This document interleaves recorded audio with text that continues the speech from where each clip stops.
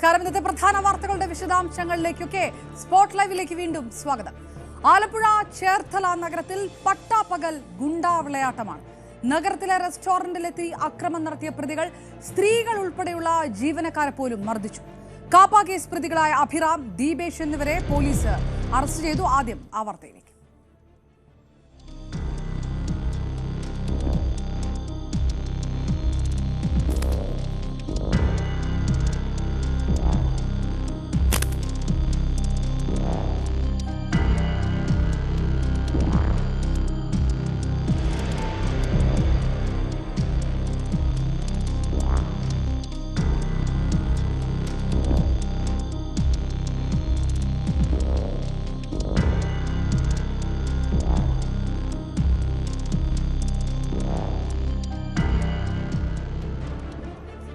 വിവരങ്ങളുമായി ശരണ്യ സ്നേഹജൻ ചേർന്നു. ശരണ്യ, സ്ത്രീകളെ പോലും പരസ്യമായി മർദ്ദിക്കുന്ന തരത്തിലേക്കൊക്കെ പോകുന്ന രീതിയിൽ ഗുണ്ടാവിളയാട്ടം നടക്കുമ്പോൾ സ്വാഭാവികമായിട്ടും ഈ ചോദ്യത്തിന് ഉത്തരം പറയേണ്ടി വരിക ആദ്യം ക്രമസമാധാന പാലകർക്ക് തന്നെയാണ്, പോലീസിനൊക്കെ തന്നെയാണ്. പോലീസ് അറസ്റ്റ് ചെയ്തെങ്കിലും ഈ തരത്തിലുള്ള സംഭവങ്ങൾ ഇനി ആവർത്തിക്കില്ല എന്ന് ഉറപ്പുവരുത്താൻ പോലീസിന് കഴിയുന്നുണ്ടോ? ഇത് ഒറ്റപ്പെട്ട സംഭവമല്ല എന്നുകൂടി നമ്മൾ ഈ സമയത്ത് വിലയിരുത്തേണ്ടതല്ലേ?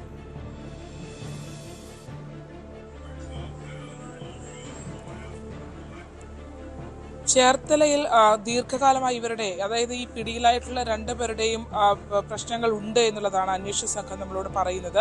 ചേർത്തല പോലീസിന്റെ പിടിയിലായത്, അതായത് നമ്മൾ ദൃശ്യങ്ങൾ കണ്ടതുപോലെ തന്നെ റെസ്റ്റോറൻറ്റിലെത്തി അവിടുത്തെ ജീവനക്കാരെ മർദ്ദിച്ച കേസിൽ പിടിയിലായിരിക്കുന്നത് രണ്ടു പേരാണ്. ഒന്ന് അഭിറാം, ഒപ്പം തന്നെ സ്ഥിരം ഗുണ്ടാലിസ്റ്റിലുള്ള ആളുകളാണ് ഇവര് എന്നുള്ളതാണ് പോലീസ് വ്യക്തമാക്കിയിട്ടുള്ളത്. അതായത് ഈ അഭിറാമൊക്കെ നേരത്തെ കാപ്പ കേസിൽ പ്രതികളായിട്ടുള്ളവരാണ്, നാടുകടത്തപ്പെട്ടവരാണ്. അതിനുശേഷം ഈ ഓഗസ്റ്റ് 14 വീണ്ടും സ്വന്തം നാട്ടിലേക്ക്, ജില്ലയിലേക്ക് കടക്കാൻ തന്നെ ഇവർക്ക് അനുവാദം കിട്ടിയിട്ടുള്ളത്. പക്ഷേ നമ്മൾ ആ ദൃശ്യങ്ങൾ കാണുമ്പോൾ തന്നെ അപർണ മനസ്സിലാകാം, ദീപേഷും അഭിറാമും, ആദ്യം ആ വാഹനത്തിൽ നിന്ന് ഇറങ്ങി വരുന്ന ആള് അഭിറാമാണ് എന്നുള്ളതാണ്.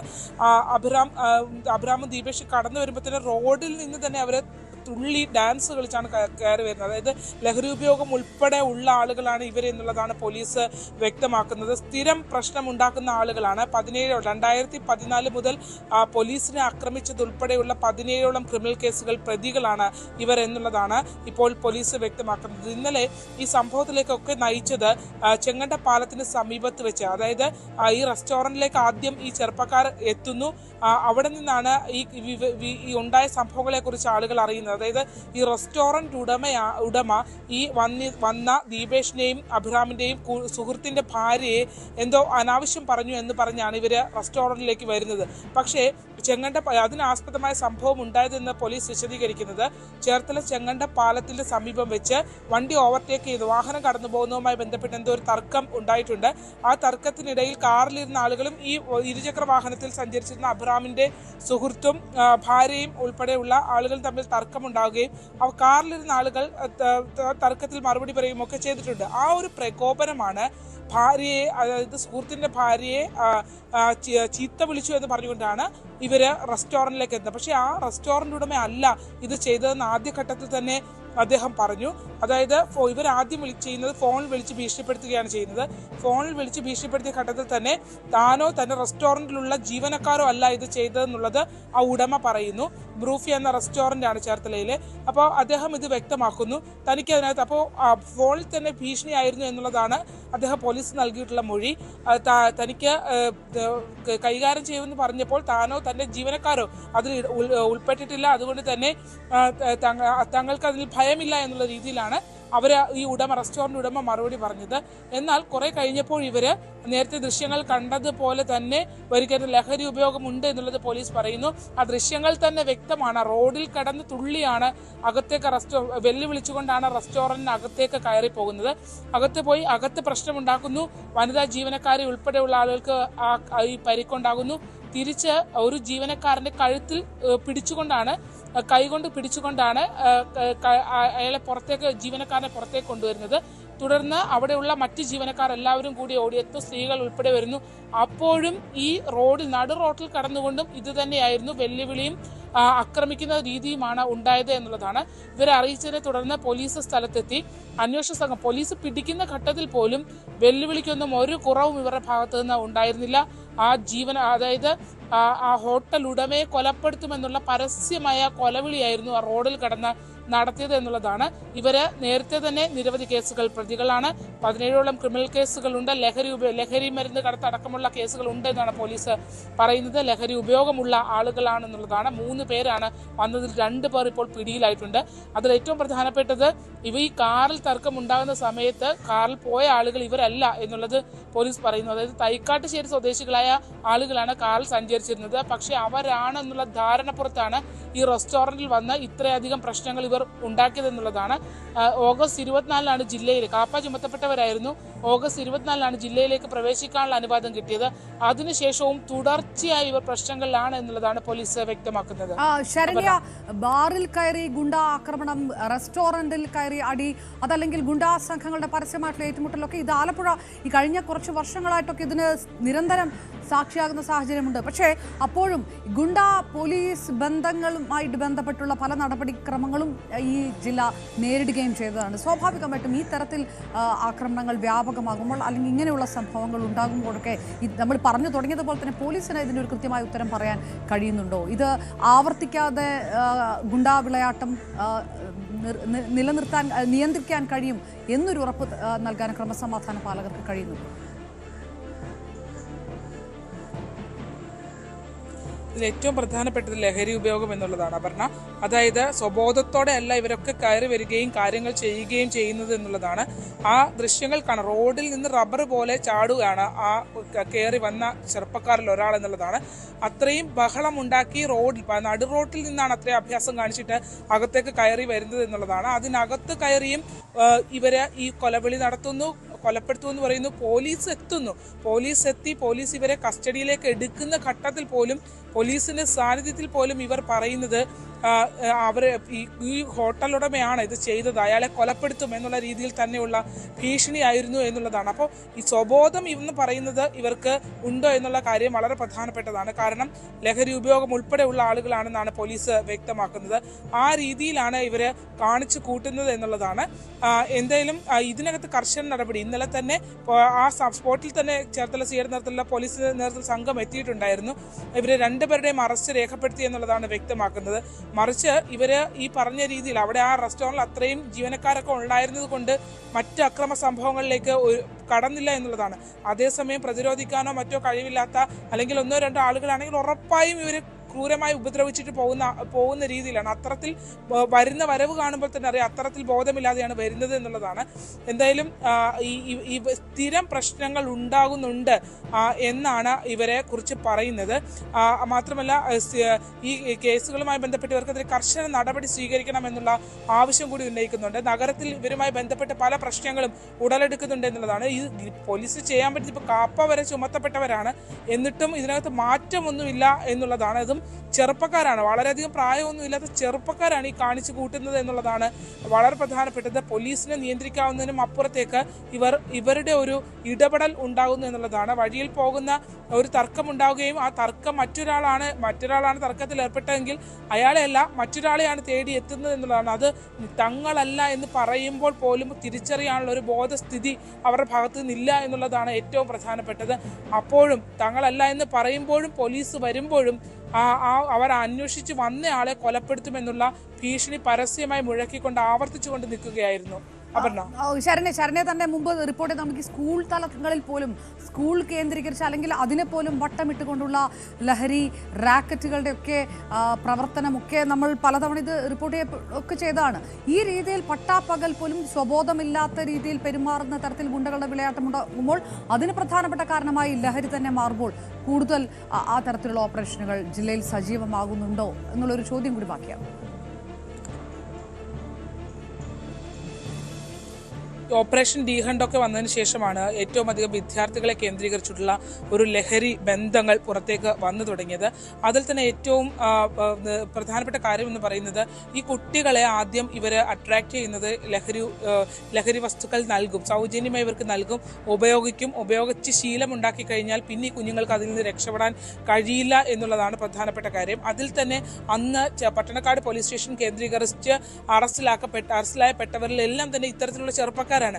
ഇവർ ടാർഗറ്റ് ചെയ്യുന്നത് ചെറിയ കുട്ടികളെയാണ് എന്നുള്ളതാണ്. ആ കുട്ടികളെ ടാർഗറ്റ് ചെയ്ത് കഴിഞ്ഞാൽ പിന്നെ അവർക്ക് ഇത് കൊടുത്ത് അഡിക്റ്റ് ആക്കി കഴിഞ്ഞാൽ ഈ അഡിക്ഷന്റെ പുറത്താണ് ലഹരി ഉപയോഗിക്കാൻ നൽകാം എന്നുള്ള വാഗ്ദാനത്തിന്റെ പുറത്താണ് ഈ കുട്ടികളെ കൊണ്ടു നടന്ന് ലഹരി വിൽപ്പന നടത്തുന്നത്. അതായത് 1 രൂപ പോലും ഇവരുടെ കയ്യിൽ നിന്ന് ചെലവില്ലാതെ ഈ ലഹരി ഉപയോഗിക്കാൻ കിട്ടുമെന്നുള്ള പ്രതീക്ഷയിന്മേൽ മാത്രം ഈ കുട്ടികൾ നിരവധി കുട്ടികളിലേക്ക് ചെയിൻ പോലെ ഈ ലഹരി വിൽപ്പന നടത്തുന്നു എന്നുള്ളതാണ്. അങ്ങനെ വലിയ ഒരു സംഘം ഈ ചേർത്തലയൊക്കെ കേന്ദ്രീകരിച്ച് നിൽക്കുന്നുണ്ട്. ഇവിടെയാണെങ്കിലും അത്തരത്തിൽ ആന്റി നർക്കോട്ടിക് സെൽ ടീം അംഗങ്ങൾ, ഡാൻസ് ഓഫ് ടീം അംഗങ്ങൾ അവരൊക്കെ തന്നെ ഇത് പരിശോധിക്കുന്നുണ്ടെങ്കിലും ഈ പറഞ്ഞ ആളുകൾ, അതായത് ഇപ്പോൾ വരുന്നതും എടുക്കുന്നതും ചെയ്യുന്നതും എല്ലാം സ്വബോധത്തിലാണെങ്കിൽ മാത്രമല്ലേ അപർണ ഇത് നിയന്ത്രിക്കാൻ കഴിയൂ. കാരണം അത്രയും ആളുകൾ അവിടെ നിൽക്കുമ്പോഴും, സ്ത്രീകൾ ഉൾപ്പെടെ നിൽക്കുമ്പോഴും ഒരു കൂസലുമില്ലാതെയാണ് ഓരോ കാര്യങ്ങൾ വിളിച്ചു പറയുകയും ചെയ്യുകയും ചെയ്യുന്നു എന്നുള്ളതാണ്. അതായത് ആ രീതിയിലേക്ക് അഡിക്റ്റായി അത് ലഹരി മൂത്തതിന് ശേഷമാണ് ഇവരൊക്കെ ഇറങ്ങുന്നത് എന്നുള്ളതാണ്. എന്തായാലും നിലവിൽ ഇത് പോലീസ് വളരെ ഗൗരവത്തോടെ കാണുന്നു എന്നുള്ളതാണ് ചേർത്തല പോലീസ് വ്യക്തമാക്കിയിട്ടുള്ളത്. 2 പേരുടെയും അറസ്റ്റ് രേഖപ്പെടുത്തിയിട്ടുണ്ട് എന്നുള്ളത് ചേർത്തല CI ലൈസാസ് മുഹമ്മദ് വ്യക്തമാക്കുകയും ചെയ്തിട്ടുണ്ട്. ഇതിനകത്ത് പോലീസ് അന്വേഷിച്ച് മറ്റേ വണ്ടിയിൽ പോയത് ആരാണെന്നുള്ളത് പോലീസ് അന്വേഷിച്ച് കണ്ടെത്തിയിട്ടുണ്ട്. അവരോട് വിവരങ്ങൾ തേടിയിട്ടുണ്ട്. ഈ പറഞ്ഞ രീതിയിലുള്ള പ്രകോപനങ്ങൾ ഉണ്ടായിട്ടില്ല എന്നുള്ള രീതിയിലാണ് പോലീസ് നമ്മളോട് പറയുന്നത്. എന്തായാലും ഇത് ഇപ്പോൾ അതും തെറ്റിദ്ധാരണ പുറത്താണ് ഇത്രയും സംഭവങ്ങൾ ആ റെസ്റ്റോറൻറ്റിൽ കയറി നടന്ന് ഫോൺ ചെയ്തപ്പോൾ തന്നെ ആ റെസ്റ്റോറൻറ്റ് ഉടമ വ്യക്തമാക്കിയതാണ് ഇത് താനല്ല, ആ വണ്ടിയിൽ പോയത് താനല്ല, സംസാരിച്ചതും താനല്ല എന്നുള്ളത് വ്യക്തമാക്കിയതാണ്. അതിനുശേഷമായിരുന്നു ആ റെസ്റ്റോറൻറ്റിലേക്ക് നേരിട്ടെത്തി ഇത്രയും പ്രശ്നങ്ങൾ അവിടെ ഉണ്ടാക്കിയത്. ആഭരണ റൈറ്റ്. ശരണ്യ സ്നേഹജനാണ്. ഏതായാലും ആലപ്പുഴയിൽ നിന്ന് വന്ന വാർത്തയാണ്. പട്ടാപ്പകൽ നടക്കുന്ന ഗുണ്ടാ വിളയാട്ടം.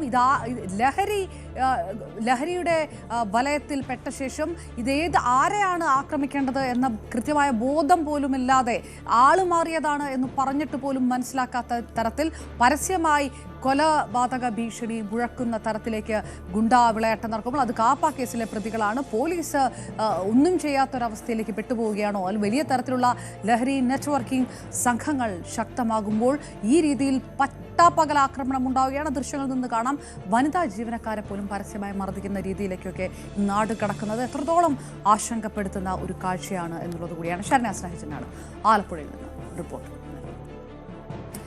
കൊല്ലത്ത് നിന്നും വരുന്നതും അത്ര ശുഭകരമായിട്ടുള്ള വാർത്തകളൊന്നുമല്ല. വിദ്യാർത്ഥിനിയെ ഭീഷണിപ്പെടുത്തി സ്വർണ്ണാഭരണം തട്ടിയെടുത്ത ഡിവൈഎഫ്ഐ പ്രവർത്തകൻ അറസ്റ്റിലായിരിക്കുന്നു. ഡിവൈഎഫ്ഐ പട്ടാഴി വടക്കേക്കര മേഖലാ പ്രസിഡന്റും KSRTC താൽക്കാലിക ജീവനക്കാരനുമായ മനേഷാണ് അറസ്റ്റിലായത്. തടാക തീരത്ത് നിന്ന് പെൺകുട്ടിയുടെയും സുഹൃത്തിന്റെയും വീഡിയോ ചിത്രീകരിച്ച് ഭീഷണിപ്പെടുത്തുക, വിദ്യാർത്ഥിനിയുടെ സ്വർണ്ണമുദ്രവും 500 രൂപയും ഇയാൾ കൈവശപ്പെടുത്തുകയുമാണ് ഉണ്ടായ സംഭവം. ഇതിനുശേഷം പെൺകുട്ടിയെ വീട്ടിലാക്കിയ ശേഷം സുഹൃത്തുക്കൾ തിരികെ വന്ന് മനേഷിൽ നിന്ന് സ്വർണ്ണാഭരണങ്ങൾ തിരികെ കൊണ്ടുപോയി. മനേഷിനെ ആക്രമിച്ചതിൽ 10 പേർക്കെതിരെയും കേസെടുത്തിട്ടുണ്ട്. വിനേഷ് നമുക്കൊപ്പം ചേരുന്നു. വിനേഷ്, അക്രമങ്ങളുടെ ഒരു പരമ്പര തന്നെ ഈ സംഭവങ്ങളുമായി ബന്ധപ്പെട്ട് ഉണ്ടായിട്ടുണ്ട് എന്ന് മനസ്സിലാക്കുന്ന തരത്തിൽ ഇത് എന്താണ് ഇതിൻ്റെയൊക്കെ വിശദാംശങ്ങൾ?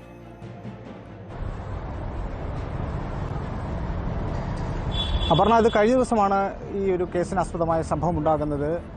നമുക്കറിയാം ദേവസ്വം ബോർഡ് കോളേജ് DB കോളേജിൻ്റെ സമീപത്തൂടെയാണ് ശാസ്താംകോട്ട തടാകമുള്ളത്. ഈ തടാക തീരത്ത് നിരവധി വിദ്യാർത്ഥികൾ വരാറുണ്ട്, ഇരിക്കാറുണ്ട്. അതുപോലെ തന്നെ ഈ കമിതാക്കളും വരാറുണ്ട് എന്നാണ് പ്രദേശവാസികളൊക്കെ പറയാറുള്ളത്. പക്ഷേ കഴിഞ്ഞ ദിവസം ഒരു 2 വിദ്യാർത്ഥികൾ എന്ന് തന്നെ പറയാം, പ്രായപൂർത്തിയായവരാണ്, 18-19 വയസ്സുള്ളവർ ആണ്. 2 ആണും പെണ്ണും ഇരുന്നപ്പോൾ ഒരാൾ ഇത് മൊബൈൽ ഫോണിൽ ചിത്രീകരിച്ചിട്ട് ഇവരുടെ അടുത്ത് നിന്ന് ഭീഷണി മുഴക്കുകയും ചെയ്തു. തുടർന്ന് ഈ ദൃശ്യങ്ങൾ കാട്ടി ഇവരെ ഭീഷണിപ്പെടുത്തി ഇത് അവരുടെ വീട്ടിൽ അറിയിക്കും, അതുപോലെ തന്നെ സോഷ്യൽ മീഡിയയിലടക്കം ഇത് പ്രചരിപ്പിക്കും എന്നൊക്കെ പറഞ്ഞു. അങ്ങനെ ഇവരെ ഭീഷണിപ്പെടുത്തി ബ്ലാക്ക്മെയിൽ ചെയ്തു. അങ്ങനെ ഇവരിൽ നിന്നും പണം തട്ടാനുള്ള വലിയൊരു ശ്രമം തന്നെയായിരുന്നു. എന്തായാലും ഇയാളുടെ ഈ ഭീഷണിക്ക് മുഴങ്ങി കീഴടങ്ങേണ്ടി വന്നു വിദ്യാർത്ഥികൾ. അങ്ങനെ പണവും അതുപോലെ തന്നെ കയ്യിലുണ്ടായിരുന്ന ഒരു മോതിരവും, ഈ പെൺകുട്ടിയുടെ കയ്യിലുണ്ടായിരുന്ന ഒരു മോതിരവും ഊരി കൊടുക്കേണ്ടി വന്നു എന്നുള്ളതാണ് ഇപ്പോൾ പോലീസിൽ നിന്നും അറിയുന്നത്. സംഭവവുമായി ബന്ധപ്പെട്ട് ശാസ്താംകോട്ട പോലീസ് കേസെടുത്തിട്ടുണ്ട്. ഇതിൽ വലിയ ഗൗരവമായ മറ്റൊരു വിഷയം കൂടിയുണ്ട്. ഈ പണവും സ്വർണവും കവർന്നതിന് ശേഷം ഇവർ ഈ പെണ്ണും ചെറുക്കനും കൂടി ഒരു ബൈക്കിൽ കയറി പോവുകയും ചെയ്തു. ഈ പെണ്ണിനോടൊപ്പം ഉണ്ടായിരുന്ന സുഹൃത്ത് പെണ്ണിനെ വീട്ടിൽ സുരക്ഷിതമായി എത്തിച്ചതിന് ശേഷം ഈ സുഹൃത്തിൻ്റെ കുറേ സുഹൃത്തുക്കൾ ചേർന്ന് ഒരു 10 പേരോളം ഉണ്ടെന്നാണ് പോലീസ് പറയുന്നത്. ഈ തടാക തീരത്തെത്തിയിട്ട് ഈ ഭീഷണിപ്പെടുത്തിയ ആളെ മനീഷ് എന്നാണ് അയാളുടെ പേര്. കൊട്ടാരക്കര പട്ടാഴി വടക്കേക്കര സ്വദേശിയാണ്. DYFI ചുമതലയുള്ള ആളാണ്. അവിടെ അവിടുത്തെ മേഖലാ പ്രസിഡന്റൊക്കെയാണ് അയാളെ കണ്ടെത്തുകയും അതിക്രൂരമായ മർദ്ദനത്തിന് ഇരയാക്കുകയും ചെയ്തു. വലിയ രീതിയിലുള്ള അക്രമം, ഏകദേശം ചില സിനിമാ രംഗങ്ങൾ പോലെയായിരുന്നു എന്നാണ് പ്രദേശവാസികൾ പോലീസിന് മൊഴി നൽകിയിരിക്കുന്നത്. അത്തരത്തിലുള്ള ക്രൂരമർദ്ദനത്തിന് ഇരയാക്കുകയും ചെയ്തു. എന്തായാലും പ്രദേശവാസികൾ ഈ സംഭവത്തിൽ ഇടപെടുകയും പോലീസ് വിവരം അറിയുകയും ചെയ്തു.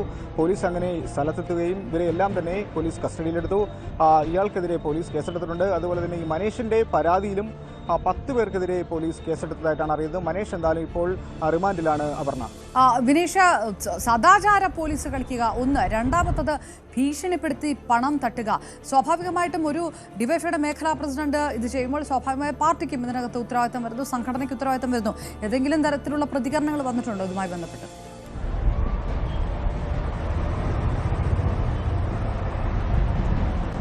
അപർണ, ഇതുമായി ബന്ധപ്പെട്ട് പാർട്ടി തലങ്ങളിൽ നിന്നും യാതൊരു പ്രതികരണങ്ങളുമില്ല. എങ്കിൽ തന്നെയും ഇയാൾ എന്തിനാ അവിടെ എത്തിയെന്നുള്ളതാണ് എല്ലാവർക്കും സംശയം. കാരണം ഇയാൾ ഒരു KSRTCയുടെ താൽക്കാലിക ഡ്രൈവർ കൂടിയാണെന്ന് പറയുന്നുണ്ട്.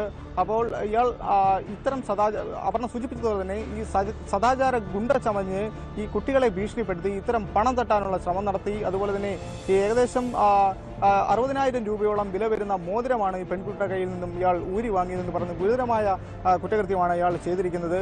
അങ്ങനെ ഇവരെ ഭീഷണിപ്പെടുത്തി അവിടെ നിന്നും പറഞ്ഞയക്കുന്ന സാഹചര്യമായിരുന്നു ഉണ്ടായത്. ഇതുമായി ബന്ധപ്പെട്ട് പോലീസ് വളരെ ഗൗരവത്തോടു കൂടി തന്നെയാണ് FIR രജിസ്റ്റർ ചെയ്തിരിക്കുന്നത്. ഇയാൾക്കെതിരെ കേസ് രജിസ്റ്റർ ചെയ്ത് ഇയാൾ ഇപ്പോൾ റിമാൻഡിൽ കഴിയുകയാണ്.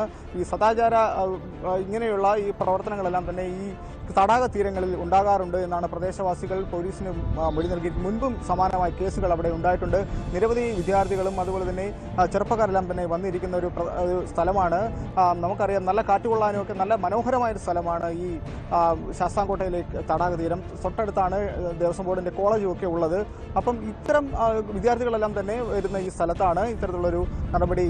അതും ഒരു അവരുടെ സൂചിപ്പിച്ചതല്ല, ഡിവൈഎഫ്ഐയുടെ ഒരു ചുമതല വഹിക്കുന്ന ഒരാളിൽ നിന്നും ഉണ്ടായിരിക്കുന്ന അത്യന്തം ഗൗരവമുള്ള ഒരു കാര്യം തന്നെയാണ്. എന്തായാലും അയാൾക്കെതിരെ കേസെടുത്ത് വിനേഷ പറഞ്ഞ പോലെ തന്നെ അത്യന്തം ഇങ്ങനെ ഒരു ചുമതല വഹിക്കുന്ന ഒരാൾ അത് അക്ഷന്തവ്യമായിട്ടുള്ള ഒരു വലിയ തെറ്റുകൂടിയായി മാറുന്ന ഒരു വശത്ത്. അപ്പം ഈ വിദ്യാർത്ഥികളുടെ ഭാഗത്തു നിന്നും അവർക്കെതിരെ ഈ 10 പേർക്കെതിരെ കേസെടുത്തിരിക്കുന്ന വിഷയത്തിനകത്തും അതും അതീവ ഗൗരവതരം തന്നെ. കാരണം ഈ ചെറിയ പ്രായത്തിലുള്ളവർ ഈ രീതിയിലുള്ള അക്രമങ്ങൾ തിരിച്ചു ചെയ്യുക എന്നുള്ളതും ആശങ്കപ്പെടുത്തുന്ന ഒരു കാര്യം തന്നെയാണ്. അതിൽ ഏതെങ്കിലും തരത്തിലുള്ള ചോദ്യം ചെയ്യലോ അറസ്റ്റോ മറ്റെന്തെങ്കിലും ഉണ്ടോ? കേസെടുക്കുക മാത്രമാണോ? അതിൻ്റെ ഒരു പ്രൊസീജിയർ എവിടെയാണ് എത്തി നിൽക്കുന്നത്?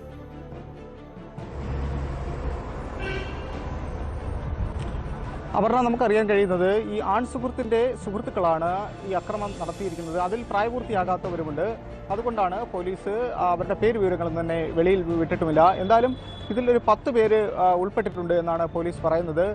ഇതിൽ ഈ മനീഷിന്റെ പരാതി, മനീഷിന് ക്രൂരമായിട്ടുള്ള മർദ്ദനം ഏൽക്കേണ്ടി വന്നു എന്നുള്ളത് സത്യം തന്നെയാണ്. പ്രദേശവാസികളും അത് പോലീസിന് അത്തരത്തിലുള്ള മൊഴി നൽകിയിട്ടുമുണ്ട്. അപ്പോൾ ഈ ഗുരുതരമായിട്ടുള്ള പരിക്കേറ്റ ഇയാളുടെ കൗണ്ടർ പെറ്റീഷൻ തന്നെയാണ് ഉണ്ടായതും. അതായത് മനീഷ് കൗണ്ടർ പെറ്റീഷൻ നൽകുകയായിരുന്നു. ഈ പെറ്റീഷനിൽ പറയുന്ന ക്രൂരമായി മർദ്ദിച്ചു എന്നുള്ളത്, മുറിവുകൾ ഏറ്റിട്ടുണ്ട് മനീഷിന്റെ ശരീരത്ത്. അപ്പോൾ ഇതിൽ പ്രകാരമാണ്, ഈ കൗണ്ടർ പെറ്റീഷൻ പ്രകാരമാണ് 10 പേർക്കെതിരെ, ഈ ആൺകുട്ടിയുടെ സുഹൃത്തിന്റെ സുഹൃത്തുക്കളായ 10 പേർക്കെതിരെ കേസ് രജിസ്റ്റർ ചെയ്തിരിക്കുന്നത്.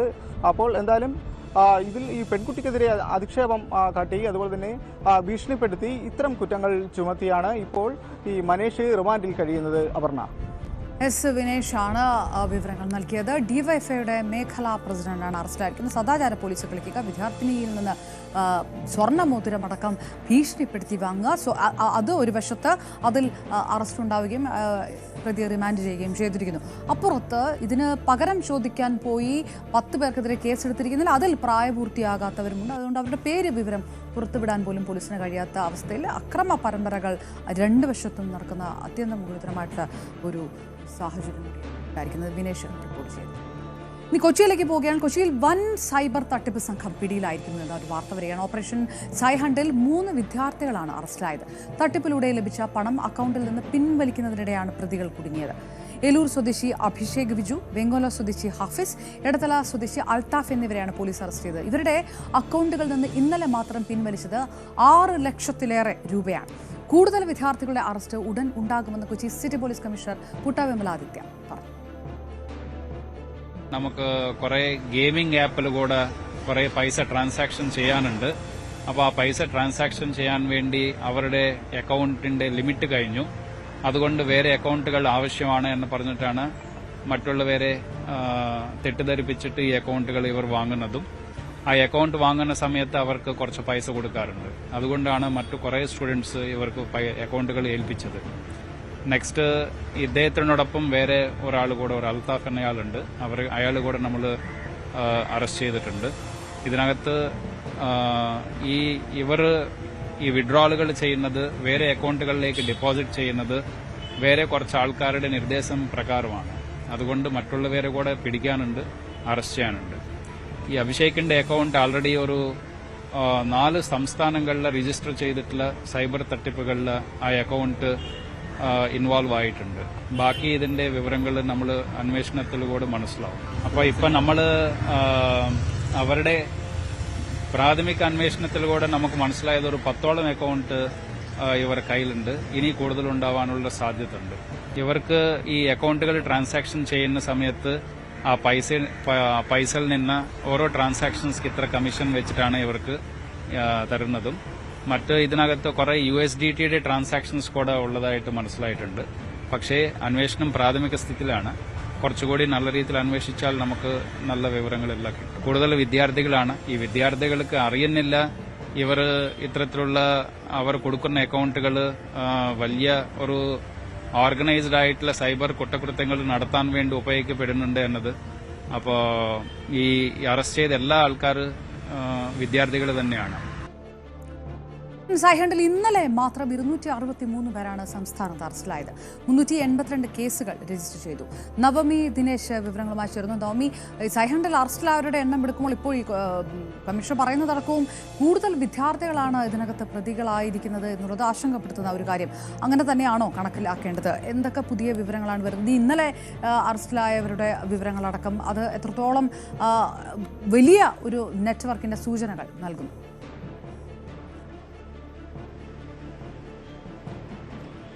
അപർണ, എന്തായാലും ഇന്ന് സിറ്റി പോലീസ് കമ്മീഷണർ പറഞ്ഞ കാര്യങ്ങൾ ഏറെ ഗുരുതരമുള്ളതാണ്, ഗൗരവത്തോടെ എടുക്കേണ്ടതാണ്. അതിനപ്പുറം ഞെട്ടിപ്പിക്കുന്ന ചില കാര്യങ്ങൾ കൂടിയാണ് അദ്ദേഹം പറയുന്നത്.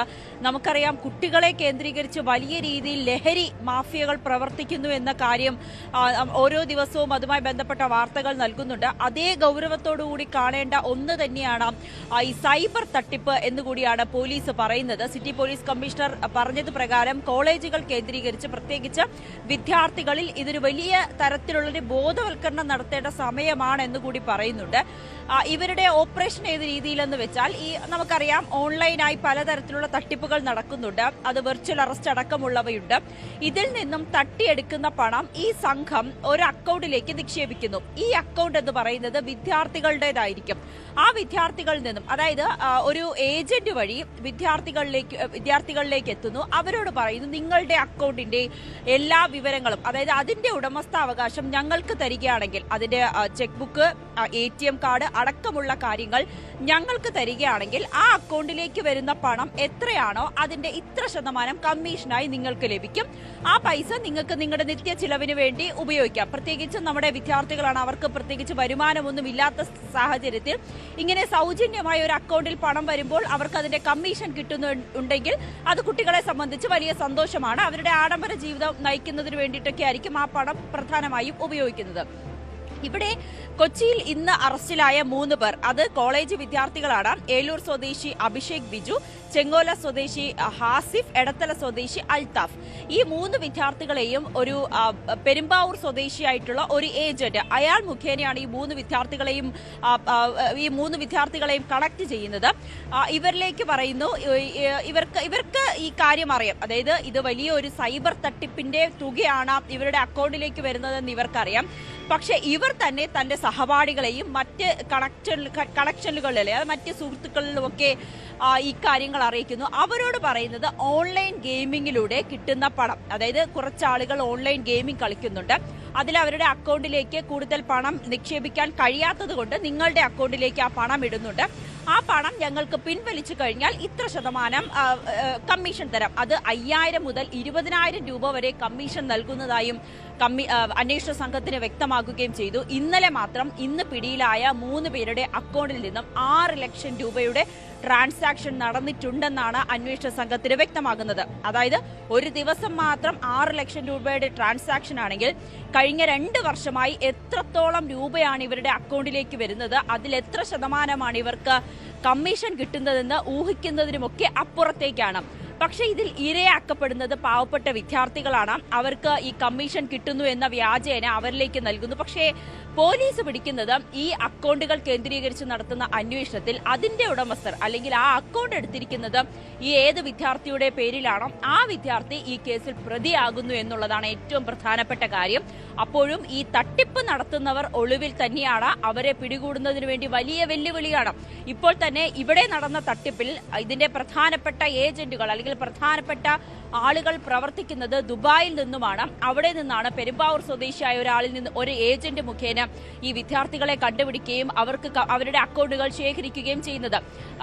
300 അക്കൗണ്ടുകൾ, കൊച്ചിയിൽ മാത്രം 300 അക്കൗണ്ടുകളാണ് ഇത്തരത്തിൽ പിടിച്ചെടുത്തിരിക്കുന്നതെന്നാണ് അന്വേഷണ സംഘം പറയുന്നത്. ഇതിന്റെ ഒരു മ്യൂൾ അക്കൗണ്ട് എന്നാണ് പറയുന്നത്. അങ്ങനെ 300 അക്കൗണ്ടുകളാണ് മ്യൂൾ എന്ന രീതിയിലേക്ക് കമ്മീഷണർക്ക് കൊച്ചി അന്വേഷണ സംഘത്തിന് മനസ്സിലാകുകയും ചെയ്തിരിക്കുന്നത്. അങ്ങനെ ഗുരുതരമായിട്ടുള്ള കുറ്റകൃത്യം തന്നെയാണ് ഈ ഓൺലൈൻ തട്ടിപ്പിന്റെ പേരിൽ നടന്നിരിക്കുന്നത്. ഇതിലിപ്പോൾ ഓപ്പറേഷൻ സേ ഹണ്ട് എന്ന പേരിൽ നടത്തിയിരിക്കുന്ന സൈഹണ്ട് എന്ന പേരിൽ നടത്തിയിരിക്കുന്ന വലിയ ഒരു റെയ്ഡ് തന്നെയാണ് സംസ്ഥാന വ്യാപകമായി നടത്തിയിരിക്കുന്നത്. അതിൽ ഇന്നലെ തന്നെ ADGP അതിന്റെ കൂടുതൽ കാര്യങ്ങൾ വിശദീകരിച്ചിരുന്നു. ഇന്ന് കമ്മീഷണർ കൂടി ഇക്കാര്യങ്ങൾ സ്ഥിരീകരിക്കുമ്പോൾ വലിയ ഗുരുതരമായിട്ടുള്ള കുറ്റകൃത്യം തന്നെയാണ്, ഞെട്ടിപ്പിക്കുന്ന കാര്യങ്ങൾ തന്നെയാണ് അപർണ പുറത്തു വന്നുകൊണ്ടിരിക്കുന്നത്. നവമി പറഞ്ഞതുപോലെ തന്നെ പലപ്പോഴും അറിയാതെ വിദ്യാർത്ഥികൾ ഇതിനകത്ത് ഇരകളാകുന്ന ഒരു സാഹചര്യം ഉണ്ടാകുക, മ്യൂൾ അക്കൗണ്ട് ഉണ്ടോ ഇല്ലയോ എന്ന് പോലും തിരിച്ചറിയാത്ത ഒരു ഘട്ടത്തിലേക്കൊക്കെ വരിക. സ്വാഭാവികമായിട്ടും ഇങ്ങനെ ഒരു ഓപ്പറേഷൻ ഹണ്ട് നടക്കുമ്പോൾ അതിൽ വിദ്യാർത്ഥികൾ തന്നെ കൂടുതൽ പ്രതികളാണ് എന്നുള്ള ഞെട്ടിക്കുന്ന വിഷയം വരുമ്പോൾ ഇനി കോളേജുകൾ കേന്ദ്രീകരിച്ച് ബോധവൽക്കരണ പരിപാടികൾ പോലെയുള്ള കാര്യങ്ങൾ നടത്തുക മാത്രമാണോ പോലീസിന് മുന്നിലുള്ള വഴി? അങ്ങനെ ഒരു പദ്ധതി ഉണ്ടോ? കമ്മീഷണർ കാര്യങ്ങൾ കൂടെ പറയുന്നുണ്ടായിരുന്നു. അതെ, ഇനി ഈ പ്രത്യേകിച്ച് വിദ്യാർത്ഥികളിലേക്ക് എത്തുമ്പോൾ അവർ ഈ കമ്മീഷൻ ആഗ്രഹിച്ച് അല്ലെങ്കിൽ അവർക്ക് ഈ ഒരു തുക ലഭിക്കുമെന്നൊരു അത് മാത്രമാണ് ഈ കുട്ടികളെ സംബന്ധിച്ച് അറിയാവുന്നത്. പക്ഷെ അതിന് പിന്നിൽ എത്രത്തോളം വലിയ കുറ്റകൃത്യങ്ങൾക്കാണ് അവരും പങ്കാളികളാണെന്ന് പലപ്പോഴും കുട്ടികൾക്ക് അറിയില്ല. അതുകൊണ്ട് തന്നെയാണ് ഈ ഒരു പൈസ കാണുമ്പോൾ അല്ലെങ്കിൽ 5000, 6000, 10000 രൂപ കാണുമ്പോൾ കുട്ടികൾ അതിൽ മയങ്ങി വീഴുന്നതും ഈ ഒരു കുറ്റകൃത്യത്തിന്റെ വ്യാപ്തി മനസ്സിലാകാത്തത് കൊണ്ടാണ്. ആ സാഹചര്യത്തിൽ തന്നെയാണ് കമ്മീഷണർ വ്യക്തമാക്കുന്നത് കോളേജുകൾ കേന്ദ്രീകരിച്ച് വലിയ രീതിയിൽ കുട്ടികൾക്കൊരു ബോധവൽക്കരണം നടത്തേണ്ടതുണ്ട്. ഇങ്ങനെ നിങ്ങളുടെ അക്കൗണ്ടുകൾ ആർക്കെങ്കിലും മറിച്ച് വിൽക്കുകയാണെങ്കിൽ അല്ലെങ്കിൽ മറ്റാരെങ്കിലും കൈക്കലാക്കുകയാണെങ്കിൽ അതിന് പിന്നിൽ വലിയ ഒരു സംഘമാണുള്ളത്, വലിയൊരു തട്ടിപ്പ് സംഘമാണുള്ളത്. അത് നിങ്ങൾക്കും അതിന്റെ ഭാഗമാകുമ്പോൾ അതിൽ വലിയ രീതിയിലുള്ള ശിക്ഷയും ലഭിക്കാവുന്ന കുറ്റകൃത്യങ്ങളിലാണ് നിങ്ങൾ പങ്കാളികളാകുന്ന കാര്യം കുട്ടികളിലേക്ക് ബോധിപ്പിക്കേണ്ടതുണ്ട്. അതിനുവേണ്ടി കോളേജുകൾ കേന്ദ്രീകരിച്ച് ഒരു ബോധവൽക്കരണ പരിപാടി തന്നെയാണ് സംസ്ഥാന പോലീസിന്റെ നേതൃത്വത്തിൽ നടത്താനായി തീരുമാനിച്ചിരിക്കുന്നത്. പ്രത്യേകിച്ച് അധ്യാപകരിലുമൊക്കെ ഇതിന്റെ ഒരു ബോധവൽക്കരണം നടത്തേണ്ടതുണ്ട്. പലർക്കും അറിയില്ല എത്രയും വലിയ കുറ്റകൃത്യങ്ങൾക്കാണ് അല്ലെങ്കിൽ എത്രയും വലിയ തട്ടിപ്പിനാണ് ഇവരൊക്കെ ഇരയാകുന്നതെന്ന് പലർക്കും ഇപ്പോഴും അറിയില്ല. ലഹരി പോലെ തന്നെ അത്രയേറെ വലിയൊരു മാഫിയ തന്നെ ഇതിൽ പ്രവർത്തിക്കുന്നുണ്ട്. ലഹരി പോലെ തന്നെ അത്രയേറെ ഗുരുതരമായിട്ടുള്ളൊരു കുറ്റകൃത്യം തന്നെയാണ് ഇവിടെയും സംഭവിക്കുന്നത്. ഈ ഒരു ഓൺലൈൻ തട്ടിപ്പിന്റെ പേരിൽ അല്ലെങ്കിൽ ഒരു സ്മ്യൂൾ അക്കൗണ്ട് നൽകുന്നത് വഴി അവരും വലിയ വളരെ വളരെ ഞെട്ടിപ്പിക്കുന്ന ഒരു വാർത്തയാണ് അത്. ഈ ഓപ്പറേഷൻ സായ്ഹണ്ടിൽ അറസ്റ്റിലായവരെല്ലാം വിദ്യാർത്ഥികളാണ് എന്ന് സിറ്റി പോലീസ് കമ്മീഷണർ പുട്ടപ്പൻ വാദ്യ പറയുമ്പോൾ ഈ വിദ്യാർത്ഥികൾ എങ്ങനെ ഇതിനകത്ത് പെടുന്നു എന്നുള്ള വലിയ ചോദ്യമുണ്ട്. വിദ്യാർത്ഥികളെ ഇതിനകത്ത് കുരുക്കുന്ന ഏജന്റുമാരെ കൃത്യമായി ട്രാക്ക് ചെയ്യാൻ പോലീസിന് എത്രത്തോളം വലിയ ചാലഞ്ചുകളുണ്ടാകും. പ്രത്യേകിച്ച് ഇതിൻ്റെയൊക്കെ ഓപ്പറേഷൻ നടക്കുന്നത് മറ്റ് രാജ്യങ്ങളിൽ നിന്നൊക്കെയാണ്, വിദേശ രാജ്യങ്ങളിൽ നിന്നൊക്കെ ആയതുകൊണ്ട് എന്നുള്ളൊരു വലിയ വിഷയമൊക്കെയുണ്ട്. ഏതായാലും വലിയ ഒരു ജാഗ്രത കോളേജുകളിൽ കൂടി കൊടുക്കുന്ന തരത്തിൽ ബോധവൽക്കരണ പരിപാടികളിലേക്ക് കടക്കുക കൂടിയാണ് പോലീസ്. നവമി ദിനേശ് ഞങ്ങൾ നൽകിയത്. സ്പോട്ട് ലൈവിൽ മറ്റു വാർത്തകൾ നോക്കാം. പോക്സോ കേസിൽ ജാമ്യം കിട്ടാതെ വന്നതോടെ ഇയാൾ കോടതിയിൽ നിന്ന് ഓടി രക്ഷപ്പെടുകയായിരുന്നു. വിനേഷ് ചേരുകയാണ്. വിനേഷ്, അത് വളരെ അപൂർവമായിട്ടൊക്കെ റിപ്പോർട്ട് ചെയ്യപ്പെടുന്ന ഒരു കാര്യം കൂടിയാണ്. പ്രതി ഓടി രക്ഷപ്പെടുക സ്വാഭാവികമായിട്ടും അത് അവിടെയുള്ള പോലീസിന് വീഴ്ചയായിട്ട് കൂടി വ്യാഖ്യാനിക്കപ്പെടുന്ന ഒരു വിഷയമാണ് സംഭവിച്ചിരിക്കുന്നത്. ഇതെപ്പോഴാണ് ഉണ്ടായത്? ഏത് തരത്തിലാണ് കാണുന്നത് പോലീസിന്?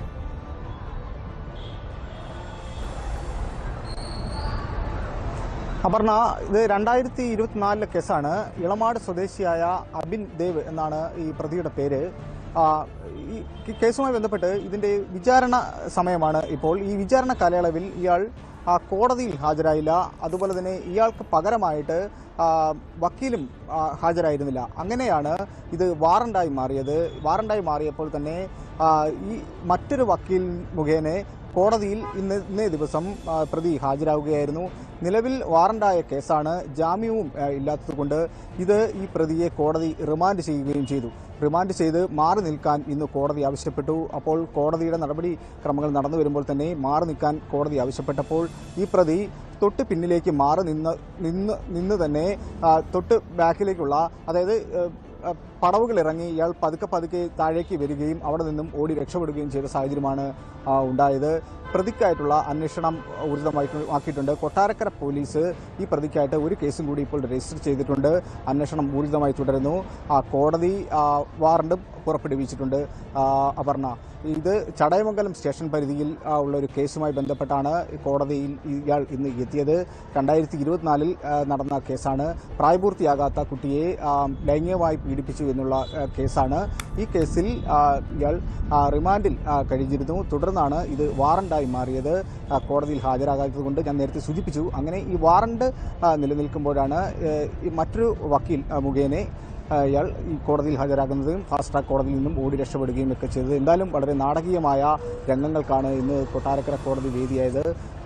ഇയാളെ പിടികൂടാനുള്ള തീവ്ര ശ്രമത്തിലാണ് കൊട്ടാരക്കര പോലീസ് ഇപ്പോൾ ഉള്ളത്. വിനേഷ്, ഇതിനകത്ത് ഇനി സ്വാഭാവികമായിട്ടും ഇങ്ങനെ ഒരു കേസിലെ പ്രതി അത് ഓടിപ്പോകുക, സ്വാഭാവികമായിട്ടും പ്രതിയുടെ അഭിഭാഷകനടക്കം വിമർശനങ്ങൾ കേൾക്കേണ്ട ഒരു സാഹചര്യം ഇങ്ങനത്തെ ഒരു സംഭവം നടക്കുമ്പോൾ കോടതിയിൽ നിന്ന് ഉണ്ടാകാറുണ്ട്. അത്തരം കാര്യങ്ങളിലേക്കൊക്കെ പോയോ കോടതി? ഇതിനകത്ത് സ്വമേധയാ തന്നെ ഇതിനകത്തേക്ക് നടത്തുന്ന ചില പരാമർശങ്ങളൊക്കെ വരാനുള്ളൊരു സാധ്യത, അതും ഒക്കെ ഇതിന് കൂടെ സംഭവിച്ചിട്ടുണ്ടോ?